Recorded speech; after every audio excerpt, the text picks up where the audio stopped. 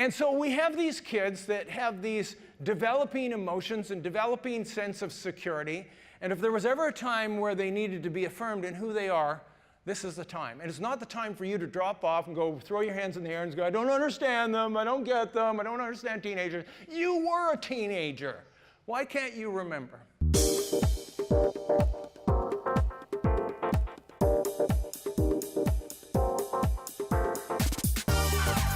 Welcome to Church of the Rock from Winnipeg.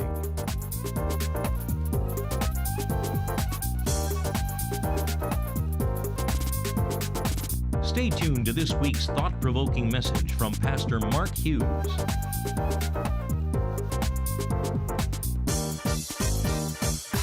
And that there is a purpose why we parent. And we have a target and we have goalposts in mind. And those goalposts we found from Luke 2:52. And Jesus grew in wisdom, stature, favor with God, and favor with man. And I said, what a great goal for our kids to raise them up in the nurture and the admonition of the Lord, that they might have wisdom, stature, favor with God, and favor with man. So let's just jump back right into where we were. We were looking at the 4 stages of parenting, and I'm going to throw it up on the screen. And I've assigned names to them. Ages 0 to 5, I called the commander, because you were in charge of every little thing and make every decision for your kids. You tell them when to go to bed and when to wake up and what to eat and what to wear and all of these things. So you were the commander. Then we looked last week at the convincer from age 5 to 12, where you're no longer giving them every decision and helping them with everything. You're trying to move them from discipline to self-discipline. And the way you do that is by turning the question of what into why and try to convince them why they would want to act a certain way. So that's the convincer stage. Well, today we're going to be looking at the coach stage from 12 to 18. We'll get to that in just a second. And then finally, there is next week's message on the counselor from 18 plus when your kids are adults, and then what do you do and how do you do it? So what I'm going to do today is I'm going to give you a little football illustration, big surprise, given the way I'm dressed and what I'm holding in my hand. And here's the illustration. This ball represents control of your child's life. And let's start at the commander phase. You have total control. If I was to give you a 2018 roster of the Winnipeg Blue Bombers, I would say you parent like Chris Streveler. How many of you know who Chris Streveler is? Backup quarterback, some big fans of his, and does a great job, young guy, fantastic job. Here's my question for you. If they bring Streveler in for a short yardage play, what is he going to do with the ball? He's going to run with it. He's going to hold on to it. He's not going to pass it. He's not going to, pass it off to anybody else. He's going to hold on to it, and he's going to go into that defensive line, and he's going to get that yardage, which he does. And so he has total control of the ball. And during the commander phase, that is how you parent.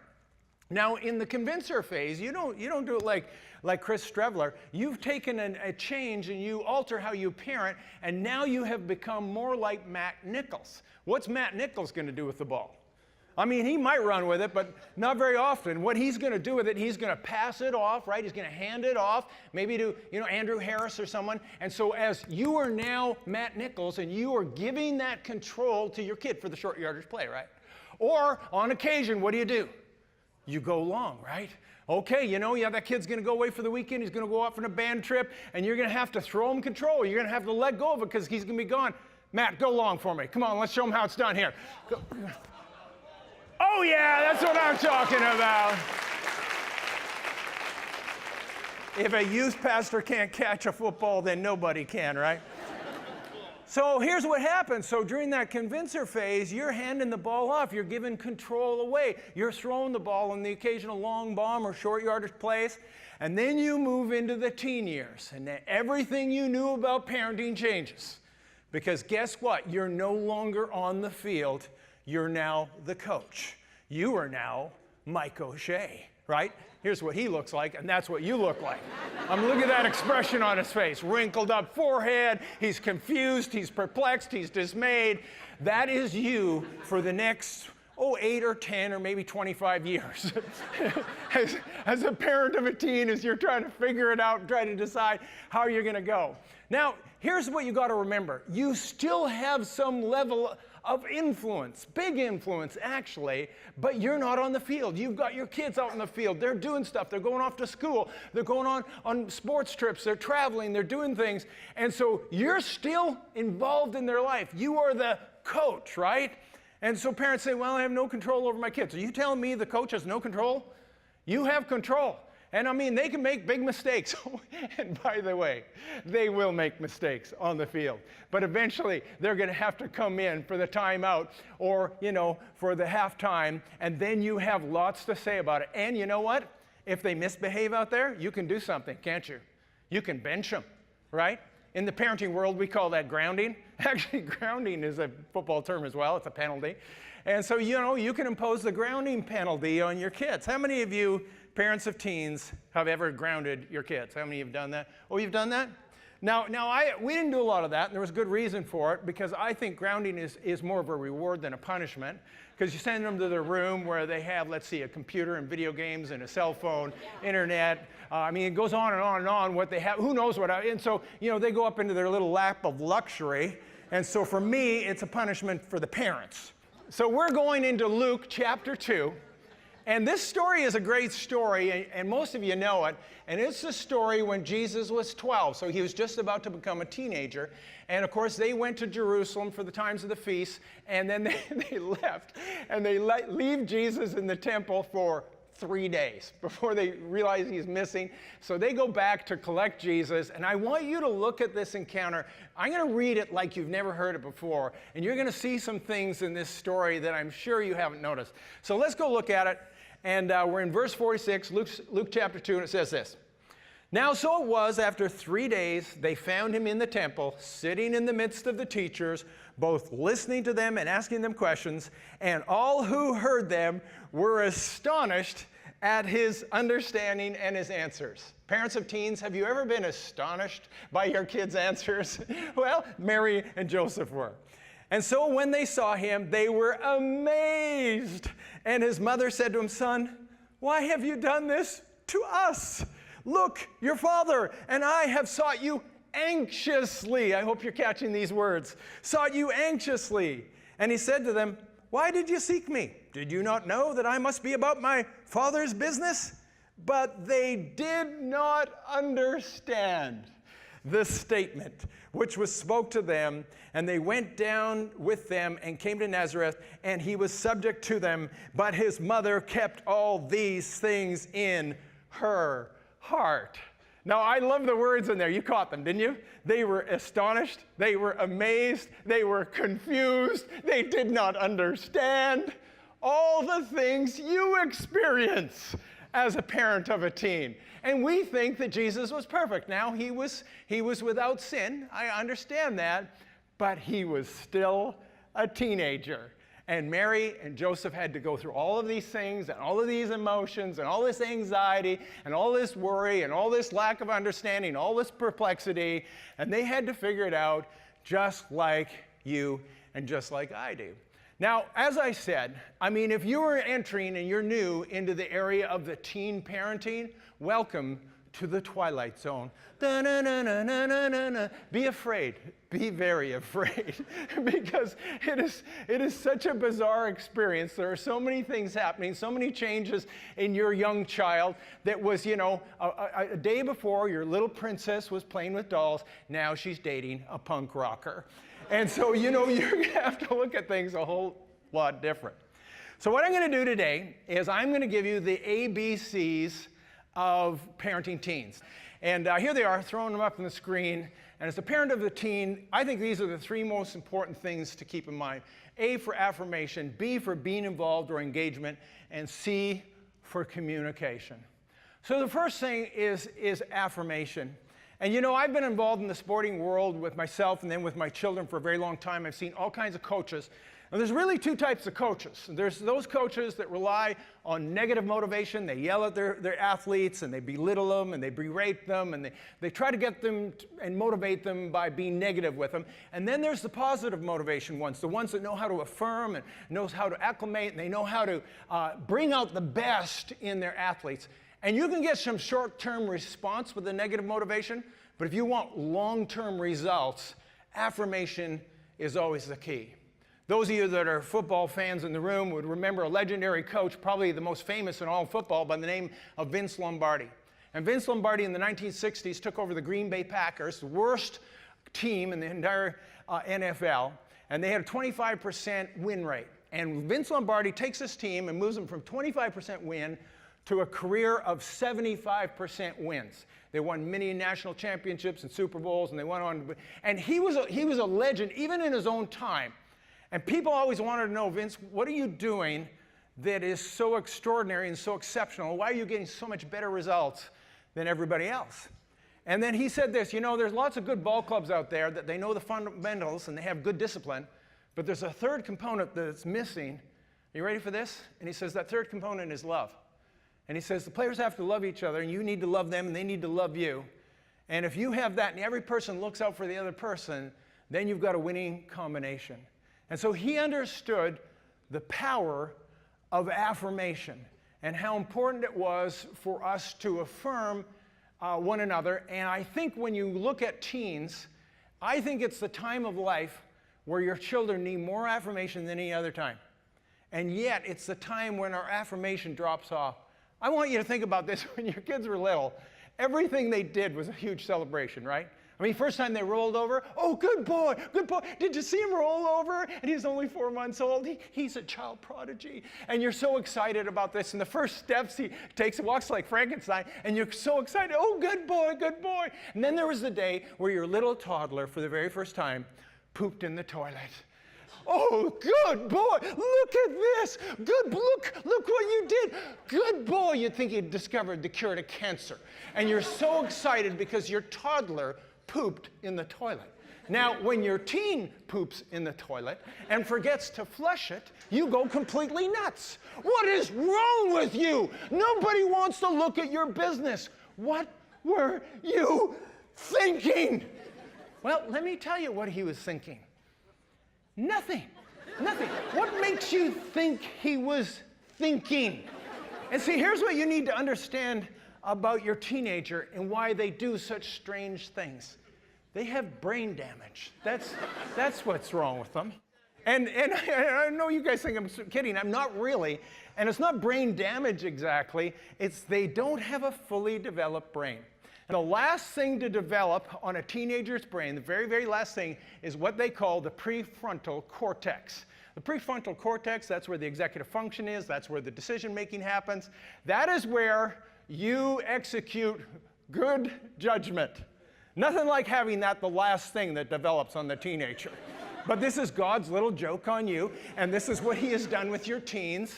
And yet, the part of the brain that is most fully developed in a teenager's brain is that little thing in the bottom called the amygdala. It's the size and the shape of a walnut, and it is the emotion center. They will make decisions out of the part of their brain that is the size of a peanut. And now all of a sudden you understand why your kids are doing what they're doing. Now, let me ask you a question. Now, it's a tough one here. How many of you at one point in your life were actually a teenager? Anybody? Oh, okay, a bunch of half of you. That's really great. Glad you're tracking with me. And here's my big question for you. How many of you, when you think back, can remember doing something at least once that was stupid? How many did something stupid? Why are there so few hands up? Are the rest of you admitting all I did was stupid things? Ask me if I did. Ask me if I did something smart. And it's interesting. But why is it that we can't remember what it was like to be a teen? And the fact that whole risk assessment part, wasn't fully developed. See, when I was a teenager, I was so comfortable in heights, and I once climbed a 300-foot tower to the very top and hung there by one hand. Ha ha ha. Now at my age, I'm actually afraid at this height right here. I'm a little nervous, I'm a little shaky, and that's why I keep moving down. Whew, that feels better. You think I'm joking. I'm so afraid of heights now. Second story balcony is too much for me. And yet, here we have these kids that they haven't got that part of their brain figured out, and then you don't understand them because you've forgotten what it's like to be a teen. Now add to that, you're going to love this. Add to that this fact that the combination of the underdeveloped prefrontal cortex and fully developed amygdala gives them this consequence of being profoundly insecure. Does that sort of explain something all of a sudden? Why is it that these kids are so profoundly insecure, and why are they so full of emotion? And you know, if you're a parent of teen, you need to be ready for lots of eye-rolling, emotional outbursts, and thoughts of running away. And I'm talking about you, the parent. I'm not talking about the kids. I don't know what they're thinking. And so we have these kids that have these developing emotions and developing sense of security. And if there was ever a time where they needed to be affirmed in who they are, this is the time. And it's not the time for you to drop off and go throw your hands in the air and go, I don't understand them, I don't get them, I don't understand teenagers. You were a teenager. Why can't you remember? And so we look at this story of Jesus where his parents are perplexed and confused and amazed and don't understand. And then the very, very next verse where we pick up Jesus' life, or at least the next chapter, is when Jesus is 30 years old. And he goes down and he gets water baptized by John the Baptist, and he's coming up out of the water. And a voice from heaven comes, and the voice says, you are my beloved Son, in whom I am well pleased. Did you catch that? And it's the voice of God affirming his Son, Jesus. Now here's my big question for you. At this point in his life, before he had begun his ministry at 30, what had he actually done? Nothing. He hadn't done anything. He hadn't preached any sermons. He hadn't raised any dead, healed any sick, hadn't done any miracles. He hadn't actually done anything. But you see, don't miss this. That God affirmed him for who he was, not what he had done. Are you following this? And you see, this is so important for us because what happens when our kids become teens, a lot of times what we do is we affirm them based on performance. We become performance-oriented. And we look at them, if they do the right thing or if they perform in some way, then we affirm them. And we've missed the fact that we are to affirm them for who they are, not what they've done. And if we affirm them for who they are, then they will perform. And it's such an important thing. The first thing is affirmation. The A is affirmation. And the B is to be involved or to engage with your children. Now, remember when they found Jesus, they said to him, why have you done this to us? And he says, did you not know that I must be about my Father's business? And what he was talking about was being engaged in his heavenly Father's business.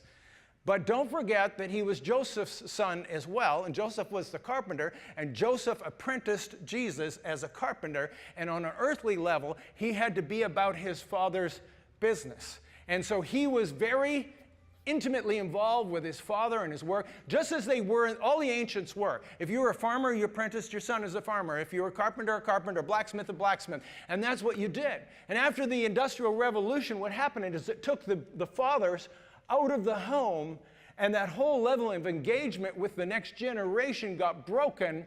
And here we are in this postmodern world where many fathers, once their kids become teens, they completely and totally and utterly check out. And if there was ever a time where they needed to be engaged, this is the time. Has there ever been a time in history where young people were bombarded by more of a wave of negativity than they are today?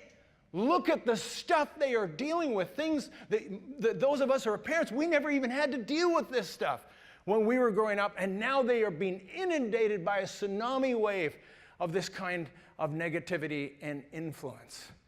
And yet you look at the world today, and our teens will be exposed, they say depending on what they're into, but they'll be exposed to 10,000 sexual encounters on television and the internet and different things. Not necessarily entirely graphic, but they will know that there are sexual encounters, and 75% of them will be between people that are not married. And so that's what our kids are being exposed to in their teen years. They will see 200,000 violent acts. And if they play Halo, a lot more than that, right? 200,000 a day. And they will hear the F word approximately 1 million times, right? I mean, I grew up in a world where we hardly ever used that word or ever heard that word, and now it's on the television, and if you watch Netflix, it's all over Netflix, it's in all the movies. Those movies your kids watch are just loaded with this word and others and sexual references that you wouldn't, you'd blush if you were a sailor to hear and say these things. But now it's just commonplace. So here we have it. We have the A standing for affirmation, the B standing for be involved or engagement. And let me just say one other thing about this. I think it's really important for you to be involved in your kids' lives and your kids to be involved in your life. And for us, you know, it was important for us. We're big church people. We love church and go to church. I'm the preacher. And so we wanted our kids coming to church. And so here's what we did. If you live in our house, if you lived under our roof, you ate at our table, and we heated the hot water for you to have 12 showers a day, then we expected you, one of our expectations was you came to church with us on Sunday. And all these parents that are telling me that, you know, wow, I can't get my 13-year-old to come to church. I'm thinking, really? Do you not pay the bills? Do you not buy them food? Do you not drive them to school? You can't have that as part of a family expectation? If you were having Christmas Day, would you expect them to come? If you were doing Mom's birthday, would you expect them to come? I don't think it's an unreasonable expectation if they're living in your house and you're paying the bills that they would come and be part of that. Now, the flip side of this is you need to get involved with their life as well. Now, it was easy for us because our kids were jocks and we loved sports, and so we were at sporting events and we were really involved in that. But whatever they're into, you need to be into. If it's dance, then dance. If it's drama, then drama. If it's scrapbooking, scrapbooking. If it's music, great. If it's the accordion, God forbid, get involved. You know, do what you have to do to be involved. Tell you one quick story about this. So our kids decided when they were younger they wanted to learn chess. And we had a chess board, and I knew how the pieces moved, but I didn't really know how to play. And so I went and got a book on it and started studying on it. And then they started playing at school, and then they said they wanted to start a chess club at school. And so I agreed to teach and lead the chess club at school. And our first day, we invited however many kids wanted to come. 70 kids showed up at lunch hour to play chess.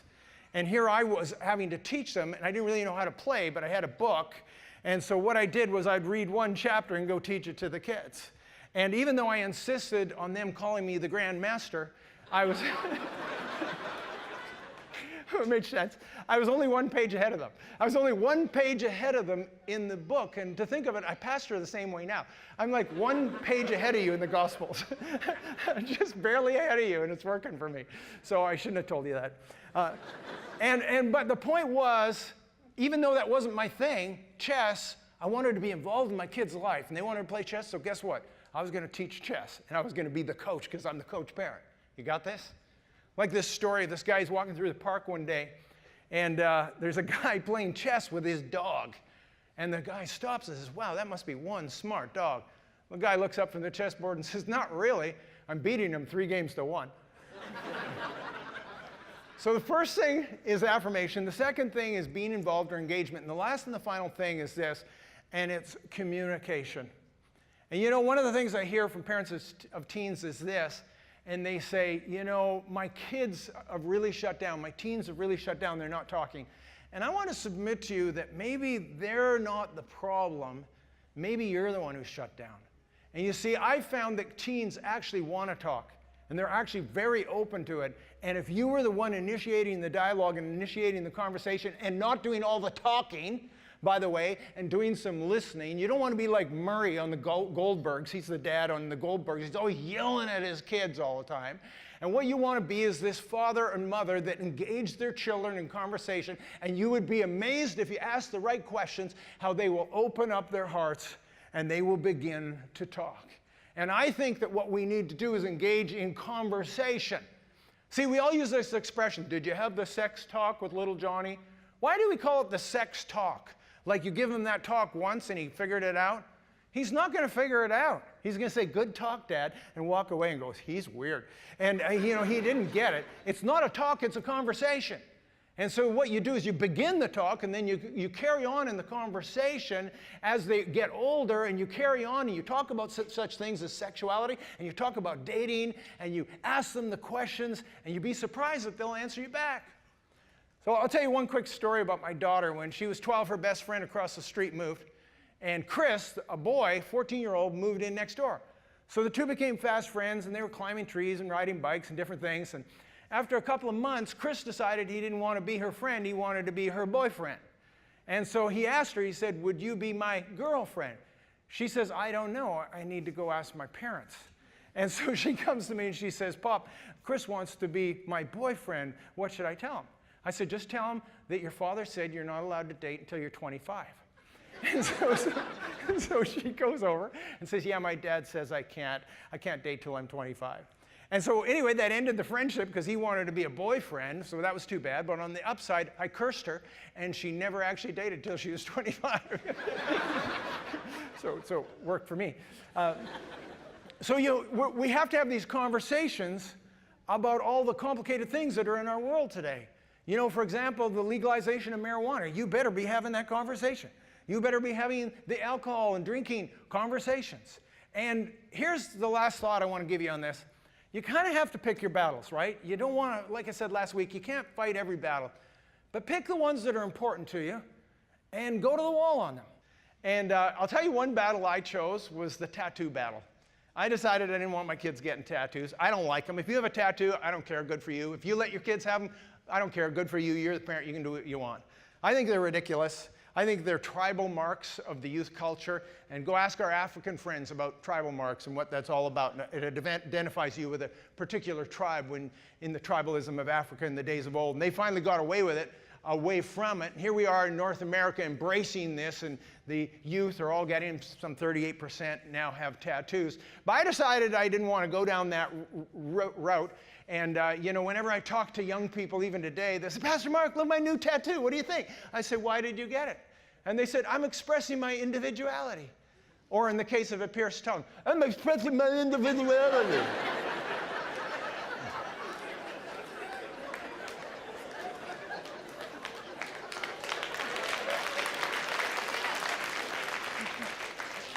I'm glad you appreciated that. And so anyway, let me finish this story. So when my son was 4 years old, he saw his first tattoo, and he asked me what that was.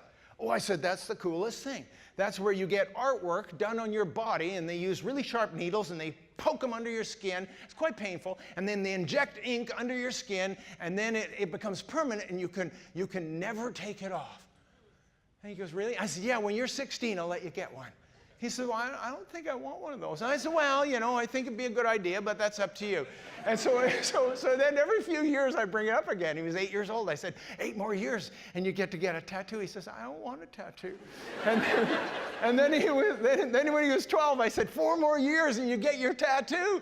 He says, you know, Pop, I'm not getting a tattoo. I said, well, you know, you'll probably change your mind in 4 years when everybody else is doing it. You know, it's not that painful. The pain goes away after several days or weeks. And so anyway, on his 16th birthday, I said to him, so son, this is a big day. He says, yeah, I'm 16. I said, no, it's a big day. Today we're going out and we're getting tattoos, father and son tattoos. He says, Pop, I am not getting a tattoo, so go help yourself, knock yourself out. And I said, well, okay, if you don't want one, it's up to you. And so, you know, that's how I skinned that cat. That was reverse, psychology on it. And I'm not saying it's going to work for you, but works for me. You got to choose your battles. You got to go after it. We got to be involved. What do we have to do? The ABCs. We got to affirm our kids. We got to be involved and engage their life. And we need to communicate. I want to leave one verse with you as we're going here. And it's such an interesting verse. And it's from Isaiah 65, verse 23. And it says, they shall not labor in vain, nor bring forth children for trouble.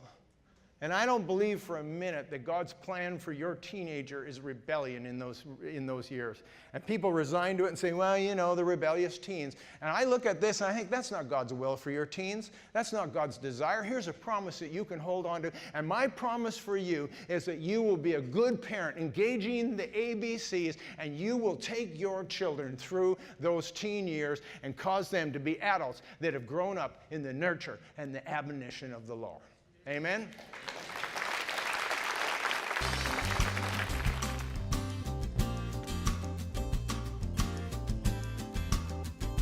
Church of the Rock has services every Sunday at 1397 Buffalo Place, and we invite you to join us when you're in the Winnipeg area. If you'd like a booklet to help you understand more about God's gift of forgiveness and reconciliation through Jesus Christ, please contact us, and we'd be happy to send you a free copy of the Book of Hope. visit our website at www.churchoftherock.ca.